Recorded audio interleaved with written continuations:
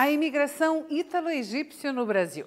Este é o tema do livro que a nossa amiga Patrícia Cifali, empresária na área hoteleira da região da Praia do Rosa, da região de Imbituba, aqui de Santa Catarina, vem hoje trazer para a gente como uma grande opção de leitura. Sim, a história, sim, falando de vida, sim, falando também dos brasileiros. Algo muito especial para a gente poder acompanhar aqui no programa. Incrível, uma empresária trazendo aí essa disponibilidade também para a escrita. Algo muito especial, é só você ficar de olho na tela do programa da Vera. Hoje, condomínio descomplicado no interior da arquitetura e muito mais. A princípio, você já sabe. Heitor Evangelista vem trazendo a nossa leitura bíblica. Vamos acompanhar? A graça e a paz do Senhor Jesus. Hoje a palavra está em Salmo 91, a partir do versículo 5, que é poderoso e fala assim: Tu não ficarás com medo pelo terror à noite. Gente, vocês têm noção quantas pessoas não dormem? Quantas pessoas têm problema e não sabem qual é o verdadeiro problema? Aqui fala: Tu não ficarás com medo pelo terror à noite. Em nome de Jesus está repreendido o medo na sua vida. Nem pela flecha que voa de dia. Então nem de noite e nem de dia. Isso não vai te atingir. Você está blindado e guardado e revestido pelo sangue de Cristo. Aí no 6 fala: nem pela peste que anda nas trevas, nem pela destruição que desperdiça ao meio-dia. Independente, 1000 cairão ao teu lado e 10.000 à tua direita, mas você, sim, você que está vendo esse vídeo, você não será atingido, porque Jesus é contigo. Nem pela peste que anda nas trevas, nem pela destruição que desperdiça ao meio-dia. Você estará blindado meio-dia, de tarde, de noite, na tua madrugada. Durma e seja liberto em nome de Jesus e receba essa palavra poderosa em nome de Jesus. Vem chegando novidades também com o Pedrotes, Ateliê de Beleza, e eu quero saber o que a nossa amiga Tânia tem pra gente nesta edição. Vamos cuidar dos cabelos? Vamos trazer qualidade, cores? Vamos mexer no corte? Convida a gente, Tânia, o que nós temos no salão neste período?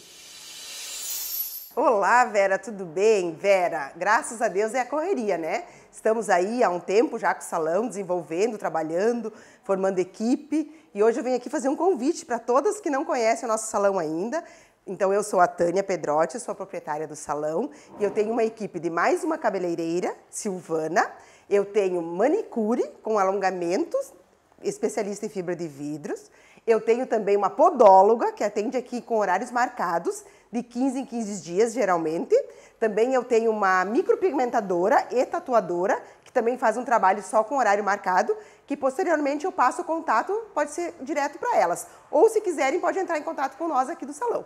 Eu e a Silvana estamos diariamente aqui para receber vocês no nosso espaço. A gente faz qualquer procedimento de cabelo, cortes, progressivas, mechas, manutenções de coloração, tonalizante, qualquer coisa que seja relacionada a cabelo. Essa é minha e a especialidade da Silvana também. E as demais, como eu falei há pouco. Pessoal, então eu vou passar o endereço para vocês. A gente fica aqui no prédio redondo, na frente da roda gigante. Fica fácil de vocês nos localizarem, tá? E assim, ó, a gente atende ao público, precisa trocar o interfone, pedir pelo salão e entrar. Inclusive a Vera tá sempre aqui com nós, ela já sabe do procedimento, chega na portaria, toca o interfone, pede pelo salão, eles liberam e vocês vêm até nós. E vai ser um grande prazer atender vocês. Nosso horário, das 10 da manhã às 7 da noite. De terça a sábados. Pessoal, é isso aí então que eu tenho para passar para vocês. Vamos se cuidar, vamos cuidar dos cabelos, da saúde, tá bom? Espero vocês. Um beijo, Vera. Obrigada, Tânia Pedrotes. Obrigada pela participação. Gente, nós vamos direto ao intervalo e daqui a pouquinho vamos conversar com a nossa amiga Patrícia Cifali, empresária e escritora do programa.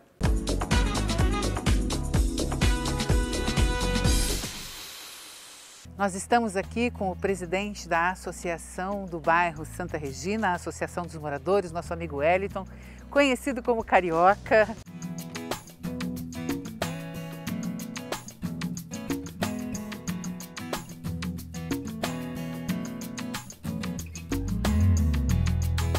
Tudo bem, Carioca? Tudo bem? Gente, nós estamos visitando o bairro Santa Regina, desenvolvendo uma série de reportagens no qual o Carioca vem ajudando muito a nossa equipe, trazendo as pessoas certas, um conteúdo importante para a gente poder mostrar quem mora, quem faz o bairro Santa Regina. E eu e o nosso cinegrafista, o Hector, estávamos conversando agora, na vinda, que cada vez que a gente chega aqui, Carioca, parece que o bairro aumentou ainda mais. É por aí mesmo? Isso. O crescimento é constante, né? A gente fala um nome de 20 mil, mas a gente quando for feito um novo estudo agora, vai ter bem mais do que isso de moradores. E a cada dia, novos moradores chegando, nova construção subindo. Interessante, né? E impressiona também a quantidade de pessoas desenvolvendo o seu comércio, desenvolvendo o seu trabalho. São muitos profissionais liberais que a gente vê aqui, né? Nós visitamos agropecuária, nós já visitamos loja de móveis e eletrodomésticos, materiais de construção. O que mais nós temos aqui? Nós temos ainda clínica veterinária, temos dentista, temos bastante coisa ainda para poder visitar e ver um crescimento constante, fora os que estão chegando aí para poder somar. É isso aí, escritório de advocacia. Tem tudo aqui no bairro Santa Regina. Inclusive, nós estamos numa das principais avenidas, uma das primeiras também. É isso, Carioca? Isso daqui é a avenida mais larga, é a Avenida Paulo Cantídio. Então ela ficou a avenida mais larga, uma avenida bonita, grande, ela tem esses bancos, o pessoal fica sentado para conversar. Então dá aquele arzinho de cidade pequena, mas tem bastante coisa. A cidade é um bairro grande, tem bastante comércio. Vive sozinho. Na verdade, foi uma luta para se transformar em bairro. Mas eu digo, tá? Já pode ser cidade. Sim. Já pode. A luta de transformar em bairro foi justamente por isso, quando a gente começou a desenvolver o bairro, a gente ficou sabendo das negativas que não poderia ser uma UPA 24 horas, não poderia ter uma lotérica, foi a gente sendo loteamento. Então a gente ficou quase 2 anos para se transformar em bairro, para poder justamente ter acesso a essas coisas que dão um bairro grande ou uma cidade grande, quem sabe no futuro. Né? Eu creio, em breve. E você? A fim de investir, precisa investir, quer iniciar a vida num lugar interessante, que já tem essa qualidade de vida que tanta gente busca e uma vizinhança também muito inteligente e próspera, é aqui no bairro Santa Regina, o bairro que mais cresce no município de Itajaí. Obrigada, Carioca. Obrigada por nos apresentar esta super avenida. Até a próxima. Até a próxima.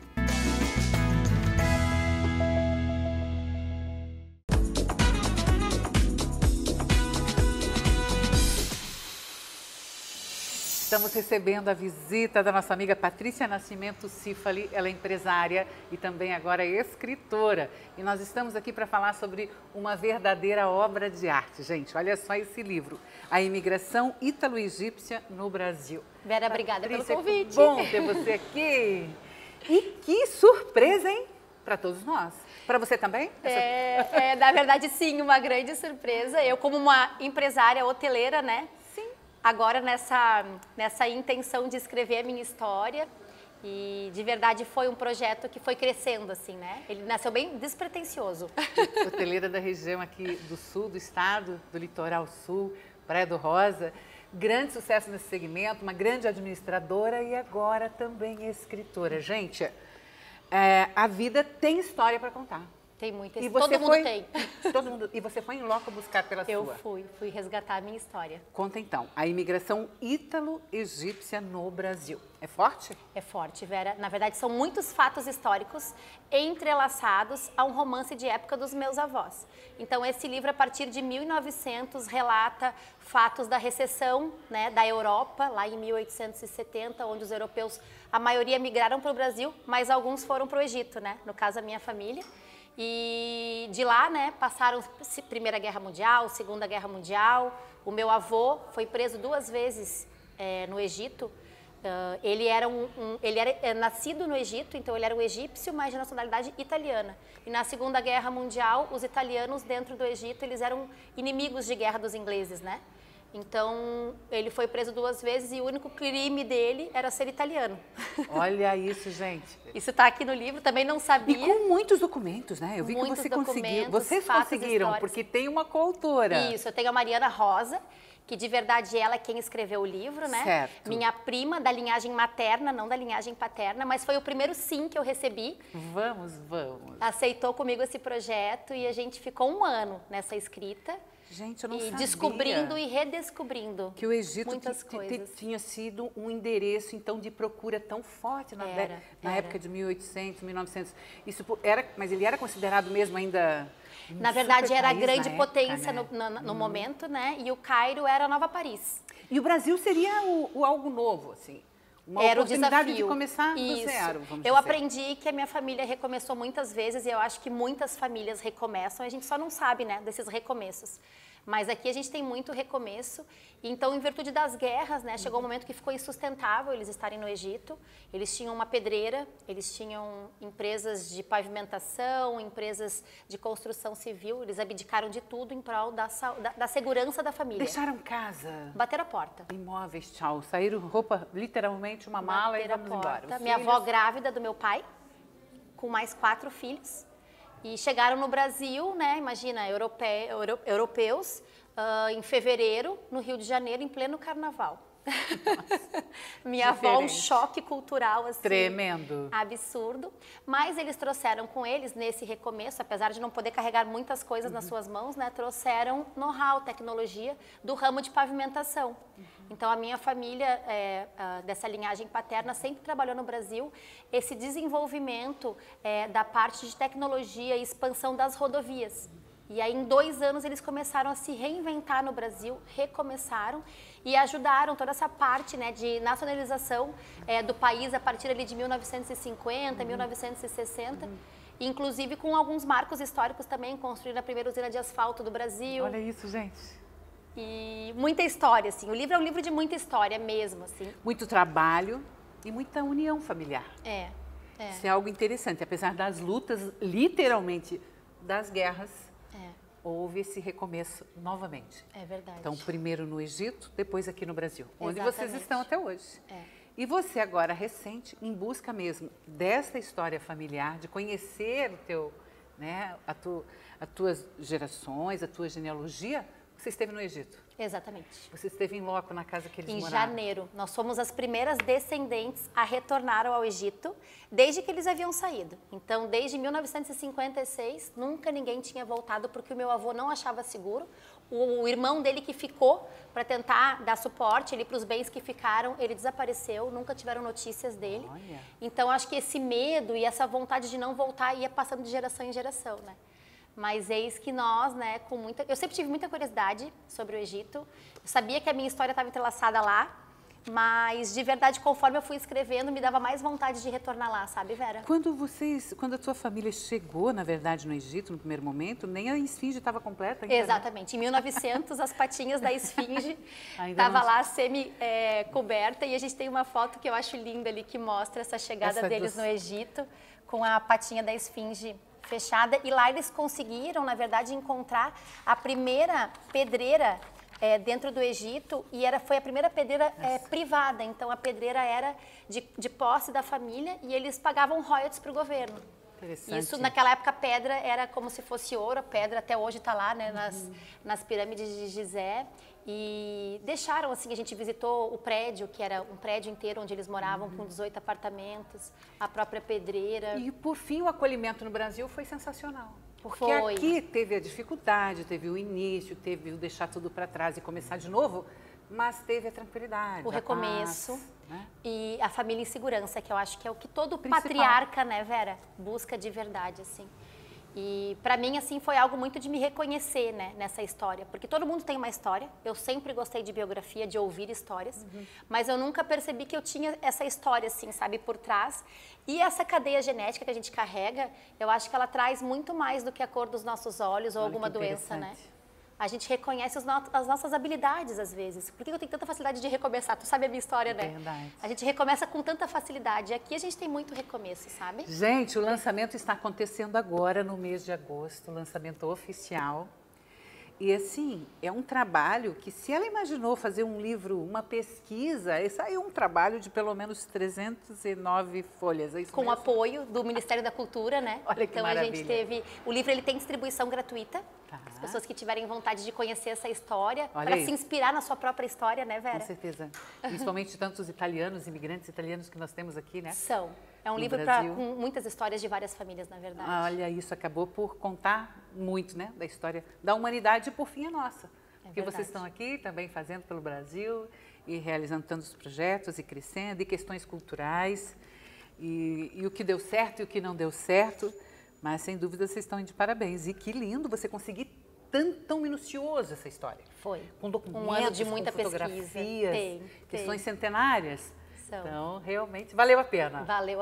Nossa, agora a gente está colhendo assim esse resultado, é de verdade algo, um presente que a gente deixa para nossa família, né? Porque essa história estava quase morrendo. A minha tia que narra a história, ela já tem mais de 80 anos. Então era a última pessoa que poderia de verdade veio, contar. quando a tua família veio para cá, Ela tinha 15. Gente, 15 anos. Acompanhou bastante, soube contar, trazer aí essa história que está aqui, para todos nós podermos observar. Quem quiser um exemplar do livro, é só enviar um e-mail para nós, patriciacifali@gmail.com, com o seu endereço. A Lei Rouanet prevê isso, né? Dessa entrega a domicílio dos exemplares. Então, assim que ele estiver disponível, a gente vai começar a fazer essas postagens. Maravilha, gente. Então, dessa visita direto da Praia do Rosa ao programa da Vera, para a gente falar sobre a imigração ítalo-egípcia no Brasil, de Patrícia Nascimento Cifali, com coautora Mariana Rosa. Muito bem. Aqui no programa, saindo desse bate-papo para dar um pulinho em Joinville. E eu quero agradecer a sua Obrigada, Vera. Eu te espero lá em agosto. Sucesso nesse lançamento, que máximo estaremos sim com a graça de Deus. Obrigada, tá? Obrigada. Povo de casa, quem vem chegando é a Amanda, sim, da Lojas Yang de Joinville. Vamos acompanhar? Oi, Vera, estamos aqui novamente na Yang Joinville e eu vim apresentar para vocês a nossa linha de pós-cirúrgico. A gente trabalha com todo o material pós-cirúrgico. O nosso tecido, ele faz um tratamento e auxilia muito na sua recuperação.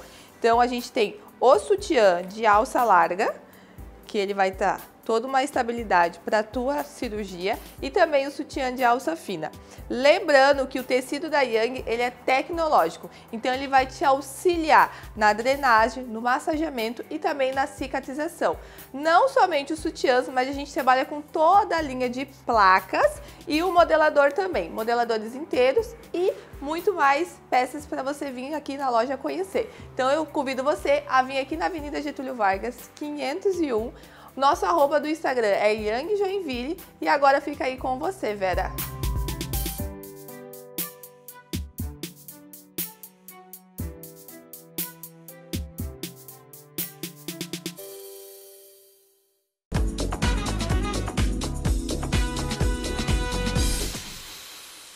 TV Asdesk, uma realização Condomínio Descomplicado e Jornal dos Condomínios. Bonijuris, a única editora do Brasil especializada em direito condominial.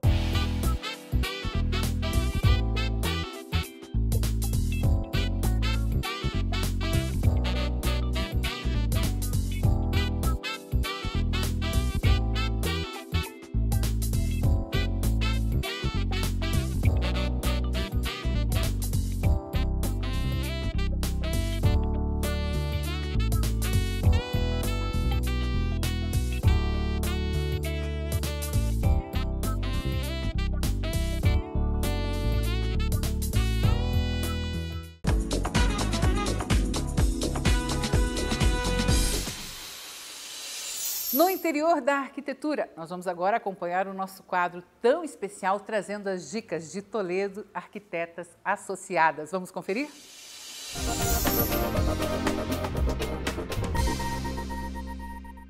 Olá, Vera! Estamos mais uma vez com o quadro No Interior da Arquitetura. E hoje a gente traz para vocês a informação que mais chega no escritório quando o cliente nos contrata. A dúvida sobre quanto ele irá gastar para fazer seu apartamento, seu escritório ou seu ambiente, seja lá qual for a intenção do cliente, o primeiro questionamento que ele chega, quanto eu vou gastar? Então, para a gente esclarecer isso para vocês, nós vamos trazer algumas informações, que existem três aspectos que mais influenciam no resultado final do orçamento do projeto e também nas nossas tomadas de decisão durante o projeto. E quais são eles? O principal deles é a marcenaria.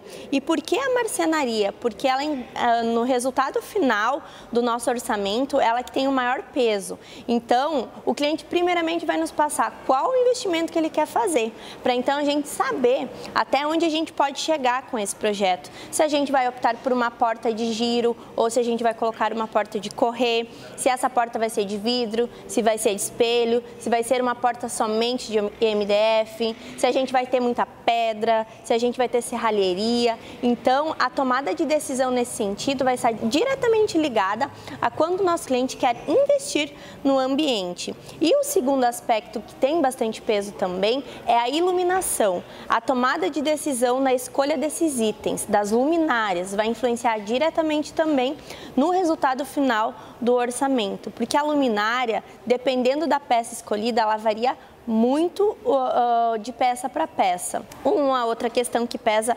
bastante no orçamento é o mobiliário solto. O mobiliário solto, assim como a gente pode ter um sofá de 5, 6 mil reais, a gente pode ter um sofá de 60, de 100 mil reais. Assim como a gente pode ter uma tela de 2 mil reais, a gente pode ter uma obra de arte de 200 mil reais, de 80 mil reais. Então, vai variar muito conforme o investimento que o nosso cliente quer fazer. Então, Bruna, mas a gente vai chegar no escritório de vocês, a gente não vai conseguir ter uma noção de quanto a gente vai investir? Com certeza. A partir do momento que a gente começa a conversar, uma média a gente consegue dar para os nossos clientes de investimento. Então, a gente tem, para partir da nossa conversa, assim, 3 orçamentos de metro quadrado. O de partida, o intermediário e o de alto padrão. Ali o cliente mais ou menos consegue ter uma noção do investimento que ele fará. Mas como eu falei, isso é muito particular, de acordo com a necessidade de cada cliente, de acordo com o tamanho da proporção da obra também, porque uma realidade a gente tem, por exemplo, se a gente pega um apartamento pronto, que a gente só vai decorar esse apartamento, só vai mobiliar. Outra realidade é se esse apartamento vai precisar de algum tipo de reforma. Então isso também vai variar na questão de orçamento final. Então, a gente precisa primeiramente fazer o projeto completo do cliente, partir para a fase de orçamentação, para então a gente conseguir dar para o nosso cliente um resultado final do quanto ele irá gastar. Então, pessoal, esses são os principais pontos que influenciam então no resultado final de um orçamento de projeto dos nossos clientes. Marcenaria, iluminação e mobiliário solto, eles têm o maior peso no resultado final. Obviamente, a mão de obra, mas a mão de obra não vai variar tanto de projeto para projeto, né? Ela é basicamente a mesma, independente do projeto que a gente for fazer. O que vai influenciar diretamente são essas tomadas de decisão. Vera, então fica aqui mais uma informação nossa. E se vocês quiserem conhecer a gente mais de perto e o trabalho que a gente desenvolve, acesse o nosso Instagram, que lá a gente posta o nosso conteúdo também. Vera, é com você. Obrigada, Bruna. Especial acompanhar o quadro no interior da arquitetura. E quem vem chegando, nosso amigo Gustavo Camacho, nosso advogado, com dicas no quadro Condomínio Descomplicado. Vamos conferir? Na TV As Desk de hoje, nós vamos falar a respeito do ITBI, Imposto de Transmissão de Bens Imóveis, na cidade de Joinville. Estou aqui com o Miguel, que é presidente da AGES. Miguel, muito obrigado por estar aqui com a gente mais uma vez na TV As Desk. Existe uma polêmica muito grande dentro do mercado a respeito do momento de incidência do ITBI, da base de cálculo, e também tivemos algumas inovações implementadas pela Prefeitura Municipal de Joinville a esse respeito. Miguel, segundo os últimos julgados e entendimentos, qual é o momento adequado para a incidência do ITBI a respeito da transmissão de bens imóveis? Bem, nós entendemos e defendemos, né, e a gente acompanha esse processo, seria na transmissão do imóvel. Isso acontece no registro de imóveis. Entretanto, há uma prática que é bastante comum no país, de que quando você manifesta o interesse de levar a operação adiante, lá no tabelionato, a guia já é emitida, né? E aí a gente defende o contrário. Isso é uma discussão bastante calorosa no Brasil, né? Mas entendemos que seria o melhor momento, conforme aquilo que estabelece o Código Tributário. E o fato gerador da obrigação? Segundo consta, ele realmente acontece quando o registro do título translativo ocorre lá no cartório de registro de imóveis, que é justamente a escritura pública ou até mesmo o contrato de financiamento habitacional. Mas quando o assunto é base de cálculo, também temos discussão, Miguel? Temos algumas discussões, existem distorções na avaliação. E isso é ocasionado por uma complexidade desse processo, né? Você vai fazer uma avaliação mais assertiva quanto mais elementos similares você encontrar. À medida que você começa a trabalhar com imóveis que fogem do padrão, os pontos fora da curva, você precisa lançar mão de outros artifícios técnicos.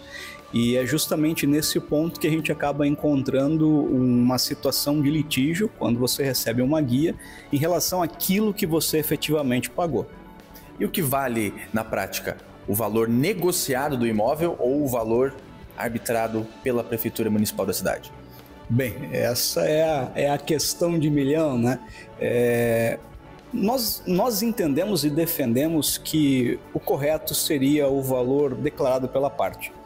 Seguindo o Código Tributário, você, salvo exceções quando é declarada má-fé, você está informando um valor, você está, inclusive, declarando no seu imposto de renda aquele valor, a gente entende que a base de cálculo devia se apoiar nele, seguindo aí o princípio da contabilidade do valor verdadeiro. Nós ainda temos essa dificuldade no Brasil, é lançado um valor diferente, é uma discussão muito grande a respeito do próprio conceito de valor venal, mas a gente segue trabalhando para amadurecer essa questão, né, aqui em Joinville, inclusive. Dentro dessa premissa, então, o momento do fato gerador seria após o registro do título. E aí, mas o que acontece na prática efetivamente? É cobrado de maneira antecipada e arbitrado pela Prefeitura? Consegue comentar um pouquinho para nós a respeito desse expediente, especialmente aqui na Prefeitura Municipal de Joinville? Sim. Hoje você vai solicitar a sua guia. A gente está passando por algumas inovações, né, que são bastante importantes, elas são resultado de um trabalho que vem sendo construído a várias mãos. Então, esse mérito a gente também precisa destacar. Há uma evolução nessa relação público-privada e que, naturalmente, ela precisa amadurecer mais. Entretanto, a prática ainda você vai manifestar o interesse, né, de registrar o seu imóvel, o tabelionato vai fazer a escritura e, nesse momento, ele vai solicitar a guia para a prefeitura vai avaliar aquele imóvel que está sendo negociado e vai encontrar o valor médio dos pares. E justamente esse é o ponto que a gente discute, né? De que pode haver distorções nesse momento, porque não necessariamente a média é o melhor caminho, né?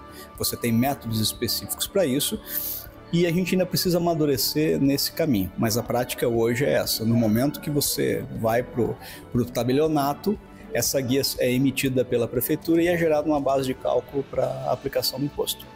Miguel, o assunto é polêmico, dá muita discussão, não foi resolvido ainda, mas está sendo debatido pelas entidades de classe, a AGES, a própria ACCA, a ASDESC também auxiliando esse processo todo, mas não foi solucionado e ainda requer muito amadurecimento. Miguel, obrigado por estar aqui com a gente, estamos chegando ao fim da nossa TV ASDESC e na próxima semana nós nos vemos. Participe da ASDESC, Associação de Síndicos de Santa Catarina. E assim a gente encerra o nosso programa de hoje. Obrigada pela audiência, pela companhia. Lembrando que todas as quintas-feiras nós temos, sim, um novo episódio junto ao nosso canal Vera Toledo YouTube. E segue também a gente no Instagram, Vera de Toledo, esperando você por ali. Beijo grande e até a próxima edição.